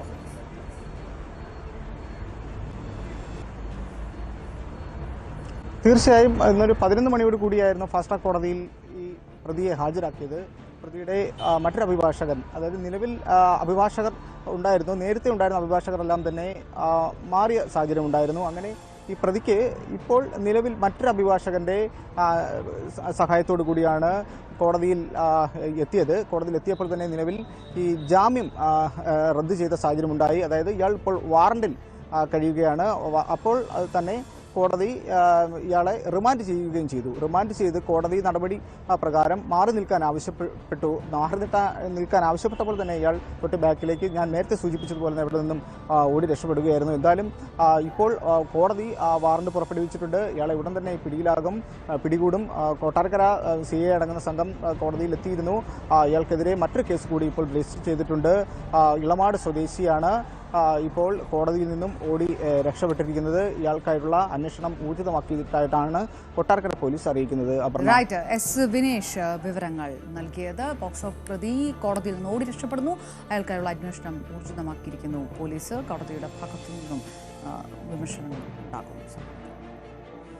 ഗോൾഡൻ വാലി തട്ടിപ്പ് കേസിൽ മുഖ്യപ്രതി താരാകൃഷ്ണൻ അറസ്റ്റിലായെങ്കിലും സംശയങ്ങൾ പലതും ബാക്കിയാണ്. തിരുവനന്തപുരം ജില്ലയിലെ വിവിധ പോലീസ് സ്റ്റേഷനുകളിൽ നിന്നായി നിരവധി പരാതികൾ ഉയർന്നെങ്കിലും കേസ് രജിസ്റ്റർ ചെയ്തിരിക്കുന്നത് 31 ലക്ഷം രൂപയുടെ തട്ടിപ്പിൽ മാത്രമാണ്. ഈ കേസിൽ മറ്റുള്ളവർക്കായ അന്വേഷണം തുടരുകയുമാണ്. ഡാൻ കുര്യനും ചേരുകയാണ്. ഡാൻ, ആ രീതിയിലുള്ള ഒരു ദുരൂഹത ഈ കേസിൽ ബാക്കി നിൽക്കുകയാണോ? എന്തുകൊണ്ട് കൂടുതൽ കേസുകളിൽ അന്വേഷണം റിപ്പോർട്ട് ചെയ്യപ്പെടുന്നില്ല? 31 ലക്ഷം രൂപയുടെ തട്ടിപ്പിൽ മാത്രം ഈ കേസ് രജിസ്റ്റർ ചെയ്യുന്നു. മറ്റ് പരാതികളടക്കം ഇത് എത്ര വലിയ തട്ടിപ്പാണ് ഈ നടന്നിരിക്കുന്നത്? പുതുതായി ഉയരുന്ന സംശയങ്ങളൊക്കെ ഏത് തരത്തിലാണ്? അപർണ, ഗോൾഡൻ വാലി നിധി തട്ടിപ്പുമായി ബന്ധപ്പെട്ട് തിരുവനന്തപുരം ജില്ലയിൽ പ്രത്യേകിച്ച് കാട്ടാക്കട, ആര്യനാട്, തമ്പാനൂർ ഉൾപ്പെടെയുള്ള പോലീസ് സ്റ്റേഷൻ പരിധികളിലായി നിരവധി പരാതികൾ ഉയർന്നിരുന്നു. കോടിക്കണക്കിന് രൂപ ഇവർ ഈ ചിട്ടി ഫണ്ടിനെന്ന പേരിൽ സ്വന്തമാക്കിയ ശേഷം അത് പിന്നീട് മറ്റ് പല ആവശ്യങ്ങൾക്കും വേണ്ടി ഇവർ സ്വകാര്യ ആവശ്യങ്ങൾക്ക് വേണ്ടി ഉപയോഗിക്കുകയായിരുന്നു എന്നാണ് ഉയർന്ന പ്രധാനപ്പെട്ട പരാതി. പിന്നീട് നൽകിയ തുക 1 വർഷം ആയിട്ട് ലഭിക്കാതിരുന്ന പശ്ചാത്തലത്തിലാണ് നിക്ഷേപകർ പരാതിയുമായി പോലീസിനെ സമീപിച്ചു തുടങ്ങിയത്. ഇതിൽ കേസ് രജിസ്റ്റർ ചെയ്യുന്ന ഒരു സാഹചര്യം വന്നതോടെയാണ് ഇപ്പോൾ അറസ്റ്റിലായിരിക്കുന്ന പ്രധാന പ്രതി അവർ ഉൾപ്പെടെ കാനഡയിലേക്ക്, താരാകൃഷ്ണൻ ഉൾപ്പെടെ കാനഡയിലേക്ക് മുങ്ങുന്നൊരു സാഹചര്യമുണ്ടായത്. അവിടെ നിന്ന് രഹസ്യമായി താരാകൃഷ്ണൻ നാട്ടിലേക്ക് വരാൻ നീക്കം നടത്തുന്നുവെന്ന കാര്യം തിരുവനന്തപുരം ഡെപ്യൂട്ടി പോലീസ് കമ്മീഷണർക്ക് രഹസ്യമായി വിവരം ലഭിച്ചതിനെ തുടർന്നാണ് പ്രത്യേക സംഘത്തെ ഇവരെ പിടികൂടുന്നതിന് വേണ്ടി നിയോഗിച്ചത്. അങ്ങനെ ബംഗളൂരു വിമാനത്താവളത്തിൽ നിന്നാണ് കഴിഞ്ഞ ദിവസം താരാകൃഷ്ണനെ തമ്പാനൂർ പോലീസ് കസ്റ്റഡിയിലെടുത്തത്. അവിടെ നിന്ന് മജിസ്ട്രേറ്റിന് മുമ്പിൽ എത്തിച്ച് ഹാജരാക്കി. റിമാൻഡിലാണ് ഇപ്പോൾ താര. ഇവരെ കൃത്യമായി കസ്റ്റഡിയിൽ വാങ്ങി വിശദമായി ചോദ്യം ചെയ്യുന്നതിലൂടെ ഈ തട്ടിപ്പിൻ്റെ വ്യാപ്തി എത്രയെന്ന് മനസ്സിലാക്കാൻ കഴിയുമെന്ന പ്രതീക്ഷയിലാണ് അന്വേഷണ സംഘം. അതോടൊപ്പം ഈ കേസിൽ കൂട്ടുപ്രതിയായ KT തോമസ്, ഇയാൾ ഈ കേസ് മുറുകിയതോടെ ഇവിടെ നിന്ന് കുവൈറ്റിലേക്ക് കടക്കുകയായിരുന്നുവെന്നാണ് അന്വേഷണ സംഘത്തിൻ്റെ നിഗമനം. ഇയാളെ പിടികൂടുന്നതിന് വേണ്ടിയിട്ടുള്ള ശ്രമം ഊർജിതമാക്കിയതായാണ് പോലീസ് പറയുന്നത്. അപ്പോഴും ഈ വിവിധ പോലീസ് സ്റ്റേഷൻ പരിധികളിലായി നിരവധി പരാതികൾ ഉയർന്നിട്ടും കേസ് രജിസ്റ്റർ ചെയ്തിരിക്കുന്നത് 31 ലക്ഷം രൂപയുടെ തട്ടിപ്പിൽ മാത്രമാണ് എന്നതാണ് ഇപ്പോഴും ആശങ്കയ്ക്ക് അല്ലെങ്കിൽ ഈ സംശയങ്ങൾക്ക് വഴിവെക്കുന്നത്. അതിൽ ഏതെങ്കിലും തരത്തിലുള്ള ബാഹ്യ സമ്മർദ്ദങ്ങൾ അന്വേഷണ ഉദ്യോഗസ്ഥർക്ക് മേൽ ഉണ്ടായിട്ടുണ്ടോ എന്നുള്ള സംശയങ്ങൾ വരെ ഈ പണം നഷ്ടമായ നിക്ഷേപകർ ഉന്നയിക്കുന്നുണ്ട്. എന്തായാലും ഈ കേസുമായി ബന്ധപ്പെട്ട അന്വേഷണം ഊർജിതമായി പുരോഗമിക്കുകയാണെന്നും ഈ KT തോമസിനെ ഉൾപ്പെടെ ഉടൻ പിടികൂടുന്നതിന് വേണ്ടിയിട്ടുള്ള നീക്കം സജീവമാക്കിയതായുമാണ് സിറ്റി പോലീസ് നൽകുന്ന സൂചന. എന്തായാലും വിവാദമായ ഗോൾഡൻ വാലി തട്ടിപ്പ് കേസിലാണ് ഇപ്പോൾ പ്രധാനപ്പെട്ട പ്രതി താരാകൃഷ്ണൻ അറസ്റ്റിലായിരിക്കുന്നത്. ഡാന, ഈ വിഷയത്തിനകത്ത് തന്നെ കോടിക്കണക്കിന് രൂപ അനധികൃതമായിട്ട് അക്കൗണ്ടിൽ വരിക, അക്കൗണ്ട് മരവിപ്പിക്കുക, ഇതൊക്കെ ഇതിന് മുൻപ് ഉണ്ടായതാണ്. പക്ഷേ അന്നും ഈ ശക്തമായ രീതിയിലേക്ക് ഒരു അന്വേഷണത്തിലേക്കൊന്നും കടന്നിട്ടില്ല. സ്വാഭാവികമായിട്ടും അന്വേഷണ സംഘം ഇപ്പോൾ ഈ കാര്യങ്ങൾ അന്വേഷിക്കുമ്പോഴും ഏതെങ്കിലും തരത്തിൽ നിയമപാലനത്തിൻ്റെ ഭാഗത്തു നിന്ന് സഹായം ലഭിച്ചിരുന്നോ? മറ്റുള്ളവർ കൂടി ഇതിനകത്ത് പങ്കാളികളാണോ? ഇത്രയും ലക്ഷങ്ങൾ കോടികളുടെയൊക്കെ തട്ടിപ്പ് നടത്തുമ്പോൾ അത് കൃത്യമായൊരു ബാക്കപ്പ് ഇല്ലാതെ എങ്ങനെയാണ് ഇവർക്ക് ഇത്രകാലം മുങ്ങി നടക്കാൻ കഴിയുക ഈ നിയമത്തിൻ്റെ വലയിൽ നിന്ന് എന്നുള്ളൊരു ചോദ്യമൊക്കെ ഉണ്ട്. ആ തരത്തിലേക്ക് അന്വേഷണം പോകും എന്നുള്ളൊരു പ്രതീക്ഷ ഈ പരാതി കൊടുത്തവർക്കെങ്കിലും ഉണ്ടോ? അവിടെയാണ് ഏറ്റവും വലിയൊരു സംശയം നിലനിൽക്കുന്നത്. ഞാൻ അതാണ് സൂചിപ്പിച്ചത്. അതായത് ഈ കാട്ടാക്കടയിലും ആര്യനാടും തമ്പാനൂർ പോലീസ് സ്റ്റേഷൻ പരിധികളിലായി നിരവധി പരാതികൾ ഈ നിക്ഷേപകരുടെ ഭാഗത്ത് നിന്ന് ലഭിച്ചിരുന്നു. അങ്ങനെയാണ് കോടിക്കണക്കിന് രൂപയുടെ സാമ്പത്തിക തട്ടിപ്പ് നടന്നിട്ടുണ്ട് എന്നൊരു നിഗമനത്തിലേക്ക് ഈ പരാതിക്കാർ തന്നെ എത്തുകയും ചെയ്തത്. പക്ഷേ കേസ് രജിസ്റ്റർ ചെയ്തിരിക്കുന്നത് 27 ലക്ഷം രൂപയുടെ ഒരു തട്ടിപ്പും പിന്നീട് 4 ലക്ഷം രൂപയുടെ മറ്റൊരു, അങ്ങനെ ആകെ 31 ലക്ഷം രൂപയുടെ തട്ടിപ്പിലാണ് കേസ് രജിസ്റ്റർ ചെയ്തിരിക്കുന്ന വിവരമാണ് നമുക്ക് ലഭിക്കുന്നത്. അവിടെയാണ് ഈ സംശയങ്ങൾ ഉയരുന്നത്. ഏത് തരത്തിലാണ് ഈ തട്ടിപ്പ് നടത്തിയവർക്ക് പോലീസ് സഹായം ചെയ്ത് നൽകിയത് എന്ന സംശയം ബലപ്പെടുത്തുന്നത് ആ ഘട്ടത്തിലാണ്. മാത്രമല്ല, ഇവർക്ക് ഇത്ര അധികം നാൾ എങ്ങനെ മുങ്ങി നടക്കാൻ കഴിഞ്ഞു, ആരോപണങ്ങൾ ഉയർന്നിട്ടും എങ്ങനെ ഇവിടെ നിന്ന് ഇവർക്ക് വിദേശത്തേക്ക് കടക്കാൻ കഴിഞ്ഞു, ഇതടക്കമുള്ള കാര്യങ്ങളൊക്കെ സംശയങ്ങൾ നിലനിൽക്കുന്നുണ്ട്. അതിനിടയിലാണ് ഇപ്പോൾ താരാകൃഷ്ണൻ പിടിയിലായിരിക്കുന്നത്. ഇവരെ വിശദമായി ചോദ്യം ചെയ്തതിലൂടെ കേസിൽ ഒരു വഴിത്തിരിവുണ്ടാകുമെന്ന പ്രതീക്ഷയിലാണ് പോലീസും. ഡാന്, ഇപ്പോൾ ഒളിവിലായിരിക്കുന്ന തോമസ് അടക്കമുള്ള മറ്റു പ്രതികൾ, അവരിലേക്കുള്ള അന്വേഷണം ഏത് തരത്തിൽ എന്നുള്ളൊരു ചോദ്യം നിൽക്കുന്നു. ഒപ്പം തന്നെ ഈ കഴിഞ്ഞ ഒരു വർഷം മുൻപ് സണ്ണി ലിയോണെ കൊണ്ടുവന്ന് നടത്തുന്ന വലിയ ഒരു ഫാഷൻ ഷോ ഒക്കെയാണ് ഇങ്ങനെ ഒരു അന്വേഷണത്തിലേക്കും പരാതികളിലേക്കും ഒക്കെ കടന്നത് എന്നുള്ള തരത്തിലുള്ള റിപ്പോർട്ടുകളൊക്കെ വരുന്നുണ്ട്. അതിൻ്റെ വിശദാംശങ്ങളൊക്കെ ഏത് തരത്തിലാണ്? അതായത് ഈ KT തോമസ് ഉൾപ്പെടെയുള്ളവർ വിദേശത്തേക്ക് കടന്നിട്ടുണ്ട് എന്നാണ് പോലീസിൻ്റെ വിവരം. കുവൈറ്റിലാണ് ഇയാൾ എത്തിയിരിക്കുന്നത് എന്നാണ് സൂചന. അതുകൊണ്ട് തന്നെ കുവൈറ്റിൽ കഴിയുന്ന മറ്റൊരു രാജ്യത്ത് കഴിയുന്ന ആളെ ഈ കേസുമായി ബന്ധപ്പെട്ട് അവിടെ നിന്ന് പിടികൂടുക എന്ന് പറയുന്നതിന് രാജ്യാന്തര നിയമങ്ങൾ ബാധകമാണ്. ആ പശ്ചാത്തലത്തിൽ അവിടെ നിന്ന് ഇവിടേക്ക് എത്തിക്കുക എന്നത് ഒരു ശ്രമകരമായ ദൗത്യമായി അന്വേഷണ സംഘത്തിന് മുമ്പിൽ ബാക്കിയാകുന്നു എന്നതാണ് എടുത്തു പറയേണ്ട കാര്യം. അതോടൊപ്പം ഇവിടെ ഈ ആരോപണങ്ങൾക്ക് വഴിവെച്ചത് സണ്ണി ലിയോണിനെ പങ്കെടുപ്പിച്ചുകൊണ്ട് ഇവർ നടത്തിയ ഒരു പൊതുപരിപാടിയിലൂടെയാണ്. അതിനുവേണ്ടി ഈ നിക്ഷേപകരിൽ നിന്ന് സ്വീകരിച്ച പണം ഈ പൊതുപരിപാടികൾക്ക് വേണ്ടി ഇവർ വിനിയോഗിച്ചു എന്നാണ് ഉയർന്ന ആരോപണം. അതിനുശേഷമാണ് ഈ നിക്ഷേപകം തിരികെ നൽകണമെന്ന ആവശ്യം ഉന്നയിച്ചുകൊണ്ട് തമ്പാനൂരിലുള്ള ഈ തൈക്കാടുള്ള ഗോൾഡൻ വാലിയുടെ നിധി ഫണ്ട്സ് സ്ഥാപനത്തിലെത്തിയത്. പക്ഷേ അവിടെ പണം തിരികെ നൽകാൻ കഴിയുന്നില്ല. അങ്ങനെ നിക്ഷേപകർ കൂട്ടമായി പണം പിൻവലിക്കാൻ എത്തുന്നു. ഉടൻ ഇവർ നാടുവിടുന്നു. ഇതാണ് ഈ വിവാദങ്ങളുടെ തുടക്കം. അങ്ങനെയാണ് താരാകൃഷ്ണനും ഭർത്താവും ഇവിടെ നിന്ന് കാനഡയിലേക്ക് നാടുകടക്കുന്നത്. അവിടെ നിന്ന് രഹസ്യമായി നാട്ടിലേക്ക് വരാൻ നടത്തിയ നീക്കത്തിനിടയിലാണ് വിദഗ്ധമായി തിരുവനന്തപുരം തമ്പാനൂർ പോലീസ് ബംഗളൂരു വിമാനത്താവളത്തിൽ നിന്നിവരെ പിടികൂടിയത്. റൈറ്റ്, ഡാൻ കുര്യനാണ് വിവരങ്ങൾ നൽകിയത്. അപ്പോഴും ഈ കേസുകൾ ഒരുപാട് വലിയ തുകകളുടെ പരാതികൾ ഉയർന്നിട്ടും എന്തുകൊണ്ടാണ് 31 ലക്ഷം രൂപയുടെ തട്ടിപ്പിൽ മാത്രം കേസ് രജിസ്റ്റർ ചെയ്തിരിക്കുന്നത് എന്നുള്ളൊരു ചോദ്യമുണ്ട്.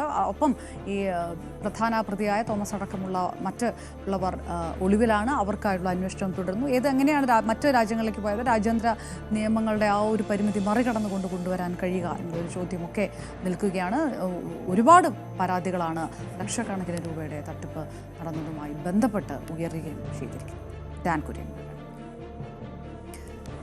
ഇനി ധർമ്മസ്ഥല കേസിൽ SIT അന്വേഷണത്തിന് തിരിച്ചടി എന്നുള്ള മറ്റൊരു പ്രധാന വാർത്തയിലേക്ക് കൂടി. അന്വേഷണം കർണാടക ഹൈക്കോടതി സ്റ്റേ ചെയ്തു. സൗജന്യ ആക്ഷൻ കമ്മിറ്റി സമർപ്പിച്ച ഹർജിയിലാണ് ഉത്തരവ്. അതേസമയം 2 പതിറ്റാണ്ടായി ധർമ്മസ്ഥലയിൽ നിന്നും നിരവധി ആളുകളെ കാണാതായ കേസുകളിൽ അന്വേഷണം തുടരാനും കോടതി ഉത്തരവിട്ടു.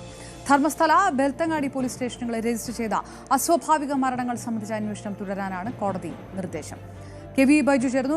ബൈജു, ഏത് തരത്തിലാണ് SITക്ക് തിരിച്ചടിയാകുന്ന രീതിയിൽ ഒരു അന്വേഷണം തുടരാൻ ഒരു വശത്ത് പറയുമ്പോഴും മറുവശത്ത് ഇത് ഏത് തരത്തിലാണ് തിരിച്ചടിയാകുന്നത്?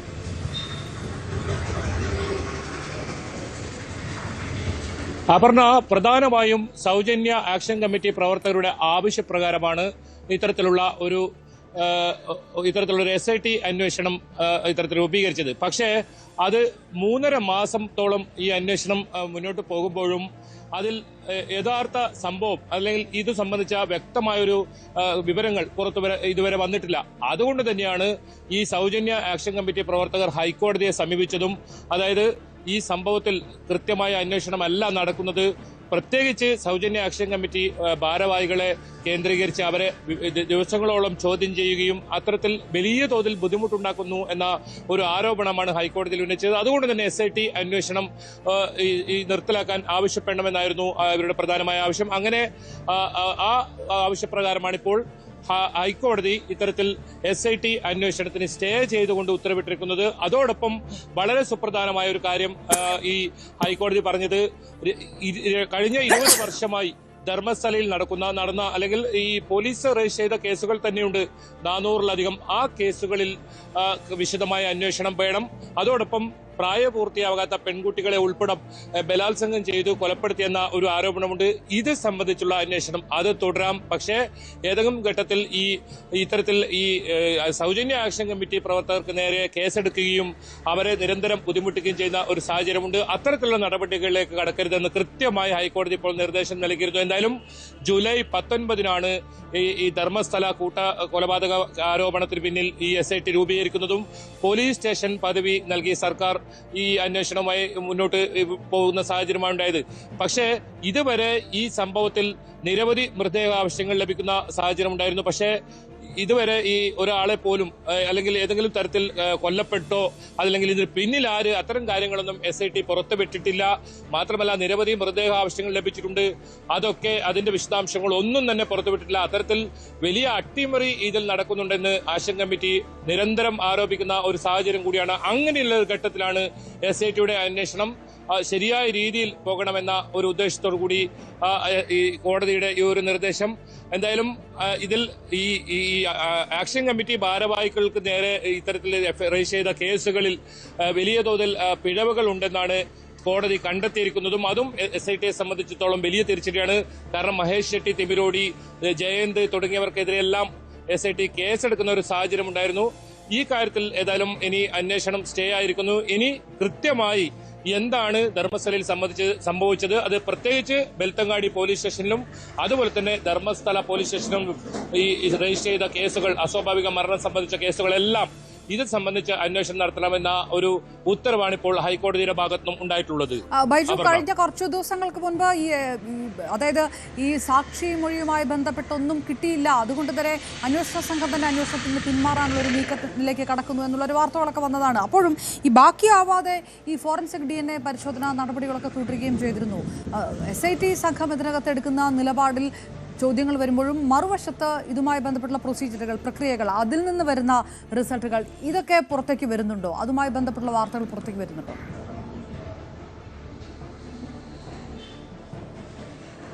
പറഞ്ഞ അതാണ് പ്രധാനമായും സൗജന്യ ആക്ഷൻ കമ്മിറ്റി ഭാരവാഹികളുടെ ഒരു ആരോപണം. കാരണം ഈ കേസ് ജൂലൈ 19 SIT അന്വേഷണം ആരംഭിച്ചത് മുതൽ ഈ സമയം വരെ ഇതുമായി ബന്ധപ്പെട്ട ഒരു വിശദാംശങ്ങളും പുറത്തുവിടാൻ SIT തയ്യാറായിട്ടില്ല. പ്രത്യേകിച്ച് പോയിന്റ് 6 അതുപോലെ തന്നെ 11 നിരവധി മൃതദേഹാവശിഷ്ടങ്ങൾ മനുഷ്യന്റെ തലയോട്ടികൾ ഉൾപ്പെടെ ലഭിച്ചിട്ടുണ്ട്, ഫോറൻസിക് പരിശോധനയ്ക്ക് അയച്ചിട്ടുണ്ടെന്നല്ലാതെ അതിനപ്പുറം ഇത് ആരുടെ മൃതദേഹമാണ്, എത്ര പഴക്കമുണ്ട്, ഏത് തരത്തിലുള്ള മരണപ്പെട്ടതാണ്, അത്തരത്തിലുള്ള ഒരു കാര്യവും SIT പുറത്തുവിട്ടിട്ടില്ല.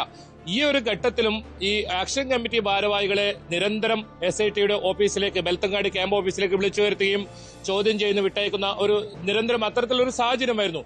അതുകൊണ്ട് തന്നെയാണ് ഈ ഹൈക്കോടതിയെ സമീപിച്ചത്. കൃത്യമായ അന്വേഷണം വേണം. ഇതുവരെ ധർമ്മസ്ഥലയിലുണ്ടായ സംഭവവികാസങ്ങളിൽ എന്താണോ ആക്ഷൻ കമ്മിറ്റി ആവശ്യപ്പെട്ടത് ആ അന്വേഷണത്തിൽ നിന്നും വഴി മാറുന്നുണ്ടോ എന്നൊരു സംശയം അവർക്കുണ്ടായിരുന്നു. തുടക്കത്തിൽ SIT അന്വേഷണത്തെ വളരെ വിശ്വാസത്തിലെടുത്തുകൊണ്ടായിരുന്നു ആക്ഷൻ കമ്മിറ്റി മുന്നോട്ട് പോയത്. പക്ഷേ പിന്നീട് ഒരു 2 മാസം കഴിഞ്ഞപ്പോൾ ഇതിൽ വലിയ തോതിലുള്ള അട്ടിമറി നടക്കുന്നുണ്ടെന്ന ഒരു ആരോപണം ഉയർന്നു.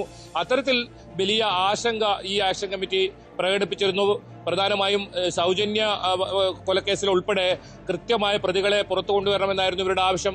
പക്ഷേ അത്തരം കാര്യങ്ങളിൽ ഒന്നും തന്നെ ഒരു നീക്കങ്ങളും ഉണ്ടായിരുന്നില്ല, നടപടികളും ഉണ്ടായില്ല. SITയുടെ ഭാഗത്ത് നിന്ന് ഏതരത്തിലുള്ള വിശദീകരണം ഒന്നും ഉണ്ടായില്ല.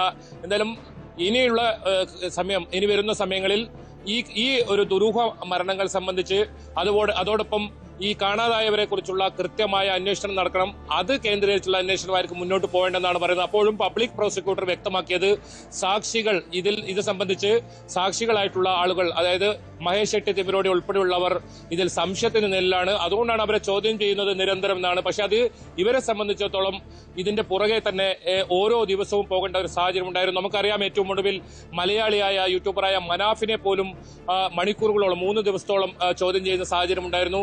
അങ്ങനെ അന്വേഷണം ആ വഴിക്ക് മാത്രം നീങ്ങുമ്പോഴും എന്താണ് യഥാർത്ഥത്തിൽ ധർമ്മസ്ഥലയിൽ നടന്നത് ഈ കാര്യത്തിൽ ഇപ്പോഴും ഒരു വ്യക്തതയില്ല.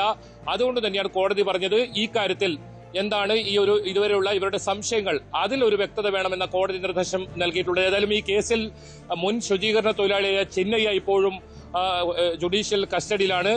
നേരത്തെ തന്നെ അറസ്റ്റ് ചെയ്തിരുന്നു. അതോടൊപ്പം പുതിയ സാക്ഷികൾ രംഗത്ത് വരുന്ന സാഹചര്യങ്ങളുണ്ടായിരുന്നു. അവരുടെ മൊഴികൾ കൂടി രേഖപ്പെടുത്തി ഈ അന്വേഷണം കൃത്യമായ ദിശയിലേക്ക് മുന്നോട്ട് കൊണ്ടുപോകണം എന്ന് തന്നെയാണ് ഹൈക്കോടതി വ്യക്തമാക്കിയിരിക്കുന്നത്. ബൈജു, അതിൽ ഈ പറഞ്ഞ പോലെ തന്നെ ജുഡീഷ്യൽ കസ്റ്റഡിയിൽ തുടരുന്ന സാക്ഷി ചിന്നയ്യ ഏത് തരത്തിലാണ്, ചിന്നയ്യയ്ക്ക് ഇതിനകത്ത് പങ്കുണ്ട് എന്ന തരത്തിൽ വലിയ രാഷ്ട്രീയ പ്രചാരണമൊക്കെ ഒരു വശം നടക്കുമ്പോൾ ചിന്നയ്യയുടെ ഭാവി ഇനി ഏത് തരത്തിലേക്കാണ് പോകുക? ഏതെങ്കിലും കേസുകൾ അതിനകത്ത് ചാർജ് ചെയ്യപ്പെടുന്നുണ്ടാകുമോ? അത് എങ്ങോട്ടാണ് കടക്കുന്നത്? അപർണ, പ്രധാനമായും ഈ ചിന്നയ്യക്കെതിരെയുള്ള ഈ ഒരു FIR എന്നത് ഈ വ്യാജ തെളിവ് ഹാജരാക്കിയ എന്നതാണ്. ഈ കേസുമായി ബന്ധപ്പെട്ട് തലയോട്ടി ഹാജരാക്കിയത് അത് ചിന്നയ്യ ഏതെങ്കിലും തരത്തിൽ വനഭൂമിയിൽ നിന്നോ അല്ലെങ്കിൽ ഇത്തരം പ്രദേശങ്ങളിൽ നിന്ന് എടുത്തതല്ല. അത് മറ്റൊരാൾ എടുത്ത് ഈ ചിന്നയ്യക്ക് കൊടുത്തു. അത്തരത്തിൽ ഒരു വ്യാജ തെളിവുകൾ ചമച്ചു എന്ന ഒരു കുറ്റമാണ് ഇയാൾക്കെതിരുള്ളത്. മറ്റൊരു പ്രധാനപ്പെട്ട കാര്യം, ഇയാളെ ജാമ്യത്തിൽ ഇറങ്ങിയാൽ ആര് സംരക്ഷിക്കും എന്ന ഒരു ചോദ്യമുണ്ട്. അതുകൊണ്ട് തന്നെ ആക്ഷൻ കമ്മിറ്റിയെ സംബന്ധിച്ചിടത്തോളം ഇദ്ദേഹത്തെ പുറത്ത് കൊണ്ടുവന്നു കഴിഞ്ഞാൽ സംരക്ഷിക്കേണ്ട ഉത്തരവാദിത്വമുണ്ട്. ആ ഒരു ഘട്ടത്തിൽ കൂടിയാണ് വലിയ തോതിൽ ഇത്തരത്തിൽ ജാമ്യത്തിൽ പുറത്തിറക്കാൻ തയ്യാറാവാത്തത്. SIT അന്വേഷണം ഏത് രീതിയിൽ മുന്നോട്ട് കൊണ്ടുപോകും എന്നതാണ് അവർ കാത്തിരുന്നത്. പുതിയ സാക്ഷികളുണ്ട്. ചിന്നയ്യെ കൂടാതെ നിരവധി സാക്ഷികൾ രംഗത്ത് വരുന്ന സാഹചര്യം ഉണ്ടായിരുന്നു. അവരെല്ലാം ഇത്തരത്തിൽ ഉപയോഗിച്ച് ഇതിന്റെ അന്വേഷണം മുന്നോട്ട് കൊണ്ടുപോകും എന്ന് തന്നെയായിരുന്നു ഈ സൗജന്യ ആക്ഷൻ കമ്മിറ്റി പ്രവർത്തകർ വിശ്വസിച്ചിരുന്നത്. പക്ഷേ പല ഘട്ടങ്ങളിലും അത് ആക്ഷൻ കമ്മിറ്റി ഈ പരാതിക്കാരായ അല്ലെങ്കിൽ ആർക്ക് വേണ്ടിയാണോ SIT അന്വേഷണം രൂപീകരിച്ചത് അവരെ കേന്ദ്രീകരിച്ച് അവരെ സംശയിച്ചുകൊണ്ടുള്ള അന്വേഷണം മുന്നോട്ട് പോകുന്നു. പക്ഷെ അപ്പോഴും അതിലൊന്നും തെളിവുകൾ കിട്ടിയിട്ടില്ല. കാരണം കഴിഞ്ഞ ദിവസം നമ്മൾ റിപ്പോർട്ട് ചെയ്തതാണ്, ഈ ക്ഷേത്രത്തിനെതിരെ വലിയ ഗൂഢാലോചന നടക്കുന്നുണ്ടെന്ന ഒരു ആരോപണമായിരുന്നു വരുന്നത്. പക്ഷേ SITയുടെ ഇതുവരെയുള്ള അന്വേഷണത്തിൽ അത്തരത്തിലുള്ള ഒരു ഗൂഢാലോചനയും കണ്ടെത്താൻ സാധിച്ചിട്ടില്ല. മാത്രമല്ല, ആക്ഷൻ കമ്മിറ്റി പ്രവർത്തകർക്ക് നിരന്തരം ചോദ്യം ചെയ്തിട്ടും മനാഫിനെ ഉൾപ്പെടെ ഇതിൽ ഏതെങ്കിലും തരത്തിൽ ഒരു ഗൂഢാലോചന നടത്തിയത് കണ്ടെത്താൻ സാധിച്ചിട്ടില്ല. അങ്ങനെയുള്ള ഒരു ഘട്ടത്തിലാണ് ഇവർക്ക് കോടതിയെ സമീപിക്കേണ്ടി വന്നത്. ഇതിൽ കൃത്യമായ അന്വേഷണം നടത്തി ഇനിയെങ്കിലും ഇതിന്റെ ഒരു സത്യാവസ്ഥ പുറത്തു കൊണ്ടുവരണം. ആ ഒരു ആവശ്യം തന്നെയാണ് കോടതി അംഗീകരിച്ചിരിക്കുന്നത്. പ്രധാനമായും ധർമ്മസ്ഥലയിലും അതോടൊപ്പം ബെൽത്തങ്ങാടിയിലും ഇത്തരത്തിൽ 400-ലധികം മൃതദേഹങ്ങൾ കണ്ടെത്തിയ സംഭവങ്ങളുണ്ട്. ആ കേസുകളിലെ വ്യക്തത അതെന്താണെന്നുള്ളത് കൃത്യമായി അന്വേഷിക്കണമെന്നാണ് കോടതി പറഞ്ഞിട്ടുള്ളത്. അതോടൊപ്പം ഈ പെൺകുട്ടികളെ ഉൾപ്പെടെ കാണാതായ സംഭവത്തിൽ അന്വേഷണം മുന്നോട്ട് കൊണ്ടുപോകണം. ഈ രണ്ട് അന്വേഷണങ്ങൾ മുന്നോട്ട് കൊണ്ടുപോകാം. അതേസമയത്ത് ആക്ഷൻ കമ്മിറ്റി ഭാരവാഹികളെ കേന്ദ്രീകരിച്ചുള്ള അല്ലെങ്കിൽ ഗൂഢാലോചന വാദം അത്തരം വാദങ്ങളുമായി മുന്നോട്ട് പോകരുത്. തൽക്കാലം അതിനിപ്പോൾ സ്റ്റേ നൽകിയിരിക്കുന്നു. ഏതായാലും ഇനി എന്താണ് SIT ഉദ്യോഗസ്ഥരുടെ അല്ലെങ്കിൽ സർക്കാർ അഭിഭാഷകരുടെ നീക്കമെന്നതും ശ്രദ്ധേയമാണ്. ഏതായാലും വരും ദിവസങ്ങളിൽ വളരെ പ്രധാനമാണ് ഈ കാര്യത്തിൽ ബൈജു. അതിൽ തന്നെ സർക്കാർ അഭിഭാഷകരുടെ നീക്കം വളരെ പ്രധാനപ്പെട്ട. അത് ബൈജു പറഞ്ഞത് സർക്കാർ അഭിഭാഷകരുടെ നീക്കം ഇങ്ങനെ ഈ ഒരു അന്വേഷണത്തിലേക്ക് നയിച്ചു തന്നെ അഭിഭാഷകരുടെ ഒരു ശക്തമായിട്ടുള്ള ഒരു ഇടപെടലും ആ ഒരു സ്റ്റാൻഡും ഒക്കെ തന്നെയായിരുന്നു. പക്ഷേ ഈ SIT പോലും അന്വേഷണം നിർത്തിയേക്കുമെന്ന തരത്തിലേക്ക് മാറുകയും ഒരു പക്ഷേ കൃത്യമായിട്ടുള്ള ഈ സാക്ഷി ജിനയുടെ മൊഴികളിൽ ഒന്നും കണ്ടെത്താനായില്ല എന്നുള്ളൊരു നിലപാടും ഒക്കെ വരുമ്പോൾ ഇനി അങ്ങോട്ട് പോയാലും എത്രത്തോളം എന്നുള്ളൊരു ചോദ്യമുണ്ട്. ഓൺലൈൻ ഇതിനകത്ത് ശക്തമായിട്ട് നിന്ന ഓൺലൈൻ ബ്ലോഗേഴ്സ് അടക്കമുള്ള ആൾക്കാരൊക്കെ ഇപ്പോഴും ഈ കേസിന്റെ പിറകിൽ തന്നെ ഉണ്ടോ?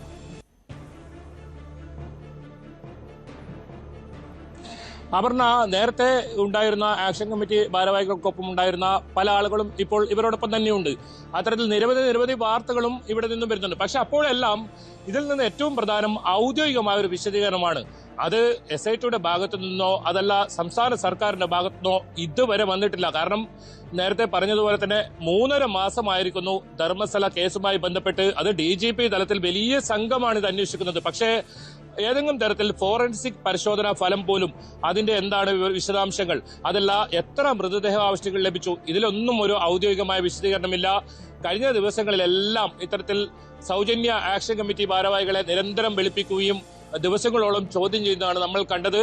ഓരോ ആളുകളെയും ഇത്തരത്തിൽ ചോദ്യം ചെയ്യുന്നതാണ് കണ്ടത്. അപ്പോഴും ഈ മൃതദേഹാവശിഷ്ടങ്ങൾ കണ്ടെത്തിയെ സംബന്ധിച്ചോ അതല്ല ഇതാരാണ് ഇതിന് പിന്നിൽ, ഇതൊന്നും സംബന്ധിച്ച SIT അന്വേഷണം മുന്നോട്ട് കൊണ്ടുപോകുന്നത് കണ്ടില്ല. ഏറ്റവും ഒടുവിൽ ഈ 13-ാം പോയിന്റിലായിരുന്നു പരിശോധന നടത്തിയത്. അതിനുശേഷം ഈ SITയുടെ ഭാഗത്തു നിന്നും മണ്ണുകുഴിച്ചുള്ള പരിശോധനയും നടന്നിട്ടില്ല. എന്തായാലും ഇനി വരും ദിവസങ്ങളിൽ ഈ പരിശോധന ഉണ്ടാകുമോ, എല്ലാ SITയുടെ ഈ ഒരു വിശദീകരണം അത് കോടതിയിലെങ്കിലും നൽകുമോ, അതാണ് ഏറ്റവും പ്രധാനം. അത് തന്നെയാണ് ഈ കേസിലെ ഇനി വഴിത്തിരിവുണ്ടാകുന്നതും. അപർണ. KV ബൈജു ആണ് വിവരങ്ങൾ നൽകിയത്. ഏതായാലും തിരോധാന കേസുകളൊക്കെ അന്വേഷണം തുടരണം എന്നുള്ളൊരു ഉത്തരവ് കൂടി കോടതിയുടെ ഭാഗത്തു നിന്നുണ്ട്. അതുകൂടിയാണ് ഏതായാലും സൗജന്യ ആക്ഷൻ കമ്മിറ്റി സമർപ്പിച്ച ഹർജിയിൽ കൂടിയാണ് ഉത്തരവ് ഉണ്ടാവുകയും ചെയ്തിരിക്കുന്നത്. മറ്റൊരു വാർത്ത കൂടി. സ്പോട്ട് ലൈവിൽ ഓൺലൈൻ തട്ടിപ്പ് കേസിൽ പാലക്കാട് വിളയൂർ സ്വദേശികളായ യുവതിയെയും യുവാവിനെയും കസ്റ്റഡിയിലെടുത്ത് തെലങ്കാന പോലീസ്. വിളയൂർ സ്വദേശി കടക്കാട്ടുപറമ്പിൽ മുഹമ്മദ് ഫാരിസിനെയും പേരടിയൂർ സ്വദേശിനി പ്രിയയെയുമാണ് തെലങ്കാന പോലീസ് കസ്റ്റഡിയിലെടുത്തത്. പട്ടാമ്പിയിൽ നിന്ന് വിഷ്ണു ചേർന്ന വിവരങ്ങൾ. എന്താണ് കേസിന്റെ വിശദാംശങ്ങൾ വിഷ്ണു? അപർണ, 2 ദിവസം മുമ്പാണ് ഈ സംഭവം ഉണ്ടാകുന്നത്. ഒരു ഓൺലൈൻ തട്ടിപ്പ് കേസിൽ തെലങ്കാന സംസ്ഥാനത്ത് ഒരു ഓൺലൈൻ തട്ടിപ്പ് കേസിലെ വിശദമായ അന്വേഷണത്തെ തുടർന്നാണ് തെലങ്കാന പോലീസ് പാലക്കാട് ജില്ലയിലെ വിളയൂരിലെത്തിയത്. അതായത് അവിടെ നടന്നൊരു ഓൺലൈൻ തട്ടിപ്പിൽ പണം വിളയൂർ സ്വദേശിയായ പ്രിയയുടെ അക്കൗണ്ട് വഴി മാറി എന്നുള്ള കണ്ടെത്തലിനെ തുടർന്നായിരുന്നു പോലീസിന്റെ വരവ്. വന്ന് അന്വേഷണത്തിൽ പ്രിയ സമ്മതിക്കുകയും ചെയ്തു. എന്നാൽ സുഹൃത്തായ മുഹമ്മദ് ഫാരിസിന് വേണ്ടിയാണ് പണം എടുത്തു കൊടുത്തുള്ള മൊഴിയുടെ അടിസ്ഥാനത്തിൽ പ്രിയയെയും ഫാരിസിനെയും തെലങ്കാന പോലീസ് കസ്റ്റഡിയെടുക്കുകയായിരുന്നു. തുടർന്ന് കൊപ്പം പോലീസിൽ എത്തിച്ച് കസ്റ്റഡിയെടുക്കുന്ന വിവരം കൈമാറിയിട്ടുണ്ട്. ഇവരെ തെലങ്കാനയിലേക്ക് കൊണ്ടുപോയി 2 ദിവസം മുമ്പ് വൈകുന്നേരം ബന്ധുക്കൾ ഉടൻ തന്നെ നിയമോപദേശം തേടിയിട്ടുണ്ട്. തുടർന്ന് ഇന്ന് വൈകുന്നേരം ബന്ധുക്കളും തെലങ്കാനയിലേക്ക് തിരിക്കുമെന്നാണ് ലഭിക്കുന്ന വിവരം. അപർണ. പട്ടാമ്പിയിൽ നിന്ന് വിഷ്ണുവാണ് വിവരം നൽകിയത്. ഓൺലൈൻ തട്ടിപ്പിൽ 2 യുവാക്കളെ തെലങ്കാന പോലീസാണ് കസ്റ്റഡിയിലെടുത്തത്. വിളയൂർ സ്വദേശികളാണ് അറസ്റ്റിലായത്. പ്രധാനപ്പെട്ട വാർത്തകളുടെ വിശകലനങ്ങളും ലൈവ് റിപ്പോർട്ടേഴ്സുമായി നമുക്ക് സ്പോട്ട് ലൈവ് വീണ്ടും കാണാം. പൂർണ്ണമാകും.